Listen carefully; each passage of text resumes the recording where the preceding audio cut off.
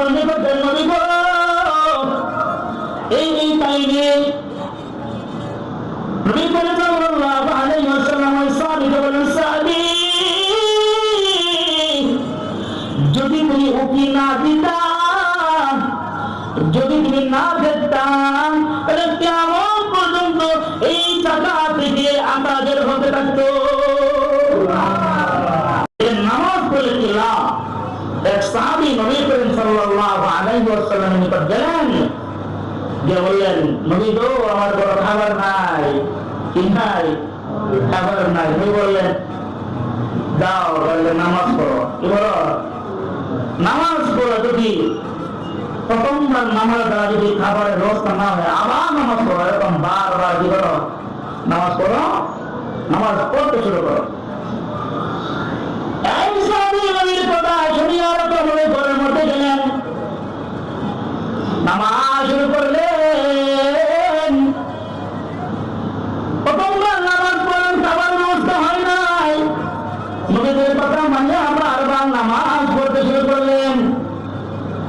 হঠাৎ দেখেন ঘরের মধ্যে একটি চাকা ঘুরতেছে, আর এই চাকা দিয়া আটা ময়দা বের হচ্ছে। ওই সাহাবী যখন এই কুদরত দেখলেন, দেখার পর উনি চিন্তা করলেন এই আটা কোথা থেকে বের হয় বা গমে কোথা থেকে আসলো, এটা দেখার প্রয়োজন। কিনা যদি একটা বাজারের মধ্যে 10-12 জন লোক একসাথে হয় বা কোনো গন্ডগোল শুরু করে, তখন অন্য মানুষরা শোনার জন্য দৌড়িয়া যায় কি যায় না? আপনার জানা মনো আর যায়নি। ওই সাহাবী চিন্তা করলো এই চাকরি দিয়ে কোথায় থেকে আটা বের হচ্ছে, কোথায় থেকে গম আসলো। দেখেন যখন ওই সাহাবী দেখার জন্য একটু এই চাকরির মধ্যে উঠিয়ে দিলেন, সাথে সাথে আটা আসা বন্ধ হয়ে গেল।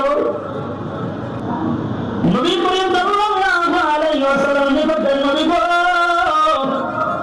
এই টাইমে